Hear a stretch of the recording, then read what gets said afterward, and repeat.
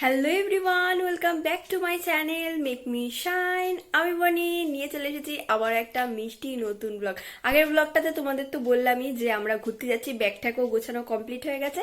যাচ্ছি হচ্ছে আমরা দীঘায়, বলেইছিলাম সমুদ্রের কাছে যাবো। আশা করছি তোমরা হয়তো মানে বুঝতেই পেরেছিলে যে আমরা দীঘায় যাচ্ছি। দীঘা পুরীর মধ্যে যে কোনো একটা জায়গায় যাচ্ছিলাম বলেছি, তো দীঘায় যাচ্ছি।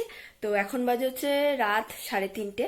আমরা উঠেছি যেন কটার সময়, রাত 1:30টার সময় উঠে। মানে কি বলবো, আমার আর মার মধ্যে একচোট ঝামেলা লেগে গেছে। তার কারণ কি, মা 1:30টার সময় উঠে বলছে কি 3টে বেজে গেছে, 3টে বেজে গেছে, তাড়াতাড়ি কর তাড়াতাড়ি কর মা। তারপরে ঘড়ির কাঁটায় দেখি 1:30টা বাজে। তো এখনো মাঝরাতি রয়েছে। আমি না নতুন সোয়েটারটা পরেছি, আমার কেমন যেন লাগছে আমার গলাটা। একদিকে ভালো হয়েছে, যা ঠান্ডা পড়েছে না আজকে, যেন হচ্ছে মানে খুবই ঠান্ডা পড়েছে। এতদিন কিন্তু এতটা ঠান্ডা ছিল না, তাই না? আজকে এই জন্য ঠান্ডাটা, আমাদের আজকে ঘুরতে যাওয়ার আছে না, ওই জন্যই আজকে মনে হয় ঠান্ডাটা পড়েছে। আর আমাদের মুখগুলো লাগছে এরকম কেমন একটা। যাই হোক, তার কারণ দুদিন ধরে ঘুমাচ্ছেন। আগের দিন আমি ঘুমাইনি, আগের দিন তো ঘুমায়নি, আর আজকে তো টেনশনে সারা রাত ঘুমায়নি। তার মধ্যে আমার যেটুখানি ঘুম হতো সেটাও মা একেবারে চটকে দিয়েছে। ওটা দেখতে থাকো, আশা করছি খুব ভালো লাগবে। এরপরে আমাদের আসবে টোটো, টোটো করে যাব হচ্ছে বাস স্ট্যান্ডে। সবটাই তোমাদের সাথে শেয়ার করবো। থাক, এখন এত কিছু বলবো না, তো পুরো ব্লগটা তোমরা দেখতে থাকো। বাইরে তো রাস্তাটা পুরোই অন্ধকার, চারিদিক যেন নিস্তব্ধ, শুধু রয়েছে আমরা কজন। এদিকে টোটোর অপেক্ষা করছি, কখন আসবে টোটো। 4:30টার সময় আসার কথা। হ্যাঁ, ঠিক টাইম মতোই 4:30টার সময় টোটো চলে এসেছে। এবারে চলো বাস স্ট্যান্ডে যাই। রাস্তাঘাটে কি ঠান্ডা হাওয়া দিচ্ছে বলে বোঝাতে পারবো না, প্রচন্ড ঠান্ডা লাগছে। এবারে ওই পার হলেই L238 করে চলে যাব হাওড়াতে। আর এবার যেন তো ভাগ্যটা খুবই ভালো ছিল, L238-এ বসার জায়গাও পেয়েছি। আগের বার যখন দীঘায় যাচ্ছিলাম বসার জায়গা পাইনি, পুরো হাওড়া অবধি দাঁড়িয়ে যেতে হয়েছিল। L238 তো ঝড়ের গতিতে আমাদের আধ ঘন্টার মধ্যে পৌঁছে দিল হাওড়াতে। এখনো হাতের মধ্যে 1 ঘন্টা টাইম আছে, তার মধ্যে শুনছি নাকি ট্রেন আবার লেট করবে। আর এদিকে দেখো প্ল্যাটফর্মের মধ্যে কত যাত্রী বসে রয়েছে, শুয়ে রয়েছে, তাদেরও হয়তো ট্রেন দেরিতে আছে। আমার এদের দেখে না আমার একবার মনে পড়ে গেল, আমরা যাচ্ছিলাম রাজগিরে, তখন সেই টাইমে ট্রেনটা লেট ছিল, আমাদের এরকমভাবে প্ল্যাটফর্মের মধ্যেই শুয়ে থাকতে হয়েছিল। আর তার মধ্যে কি যে ঠান্ডা ছিল, খুব কষ্ট হয়েছিল, সেটা জীবনেও কখনো ভুলবো না। তো এখন চলো হাওড়া স্টেশনের ভেতরে যাই।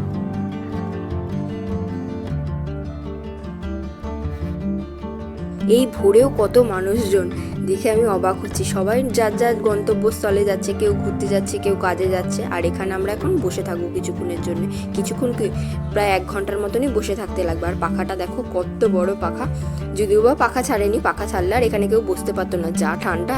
আর এদিকে আমি আমার ভিডিওটাকেও আপলোড করতে বসিয়ে দিয়েছি। এবারে দেখলাম আমাদের ট্রেন দিয়ে দিয়েছে স্টেশনে, এখনো দেয়নি, আসবে বলে অ্যানাউন্স করলো। কত বড় বড় ব্যাগ, এগুলোও ট্রেনে করে নাকি যাবে। ব্যাগ ঠিক না, মানে বোঝাই করা জিনিসপত্র কি আছে কে জানে, আমি তো জানি না। তো চলো এখন আমরা হাঁটতে থাকি। আমাদের আবার কোচ নাম্বার D9, অনেকটাই দূরে যেতে হবে। আর এই ট্রেনটা কিন্তু আমাদের না, আমাদের পাশের প্ল্যাটফর্মেই আর কি ট্রেনটা দেবে। কিন্তু এই জায়গাটা দেখলাম বেশ ফাঁকা ছিল, তো তাই জন্য এখান থেকে হাঁটছিলাম। আর একটু ট্রেনটার পাশেও হেঁটে নিলাম, না হলে আমাদের ট্রেনে ওখানে এত ভিড়, ট্রেনের সামনে আর ভিডিও করা যেত না। এই দেখো না কত মানুষ যাচ্ছে দীঘাতে। আর এখন ট্রেনও আসছে, ওই যে দেখতে পাচ্ছ আমাদের ট্রেন চলেছে। আর আমরাও D9-এর পাশে দাঁড়িয়ে পড়েছি।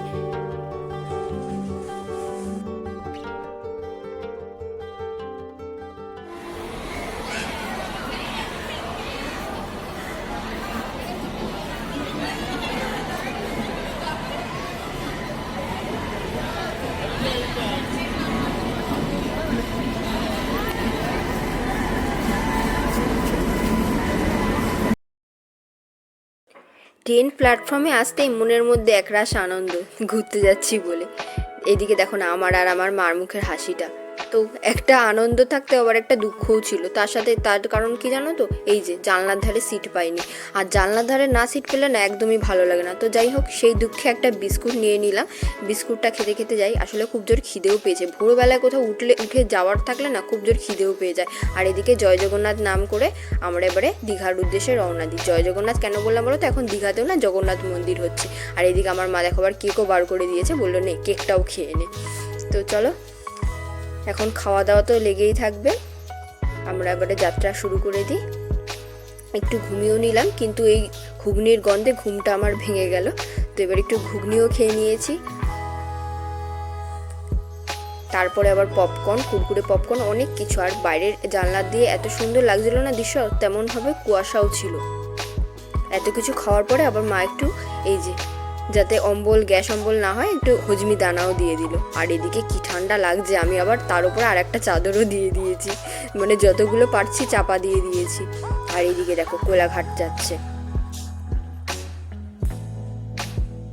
তারপরে চলে আসলো মেচেদা থেকে কিন্তু আর চপ খাইনি, বাদাম ভাজা খেলাম।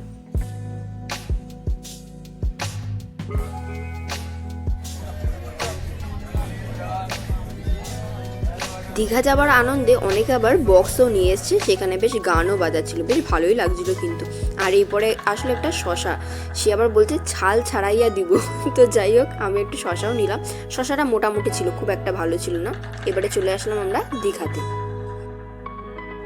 প্ল্যাটফর্মে নেমে দেখি তো লোকের মাথায় লোক গিজগিজ করছে, কত যে মানুষ এসছে দীঘাতে। সবাই প্রায় বলতে গেলে মানে দীঘায় ঘুরতে এসছে, দেখো না শুধু লোকের মাথা। তো চলো এবার আমরা গুটি গুটি পায়ে হাঁটতে থাকি। আর এদিকে আমার মা আবার ভিডিও করে দিচ্ছে। আমার মা এখন দারুণ ভিডিও বানাতে পারে, দেখো তোমরাই।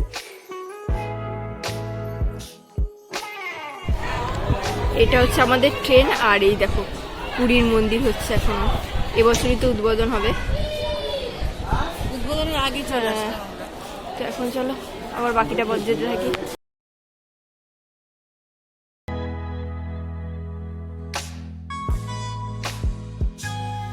মাঝে সাঝে আনন্দে আত্মহারা হলে মনে হয় এরকমই পাগলামি করে, যেমন এমন ঘোড়া ঘুরিয়েছি মার মাথায় ঘুরে গেছে। তো যাই হোক, এবারে চলো অটো বা টোটো করে যেতে হবে হচ্ছে হোটেলে।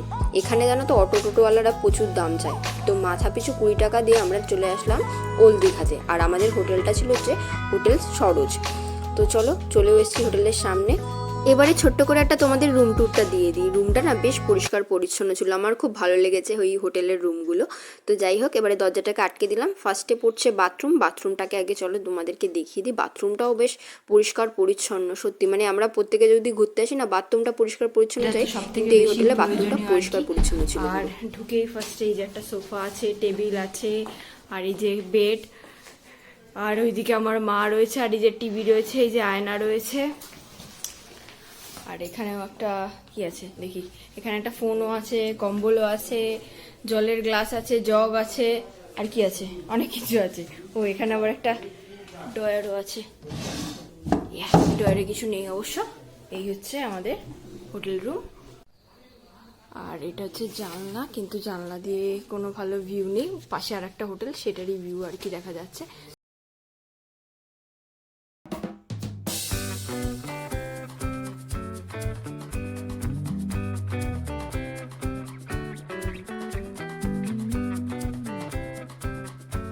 এই ভিডিওটা আজকের মতন এইটুখানি থাক। আর আবার নেক্সট পার্টে তোমাদের সাথে দেখা হচ্ছে খুব শিগগিরই। এখন একটু ফ্রেশ হয়নি, মুখ চোখের অবস্থা দেখে তো বুঝতেই পারছো একেবারে যাচ্ছে তাই অবস্থা। একটু ফ্রেশ হয়ে নিই, তারপরে যাবো সমুদ্রের পাড়ে। সবটাই তোমাদের সাথে শেয়ার করবো, সেটা হবে নেক্সট পার্টে দেখতে পাবো। তো আজকের মতন ভিডিওটা এইটুখানি থাক। যদি ভিডিওটা ভালো লাগে থাকে অবশ্যই একটা লাইক করে দিও, কমেন্ট করে জানিও কেমন লাগলো। আর চ্যানেলটাকে যারা এখনো সাবস্ক্রাইব করোনি তারা চটপট করে সাবস্ক্রাইবটা করে দিও। তো আজকের মতন টাটা, আবার খুব তাড়াতাড়ি একটা মিষ্টি নতুন ব্লগে তোমাদের সাথে দেখা হচ্ছে।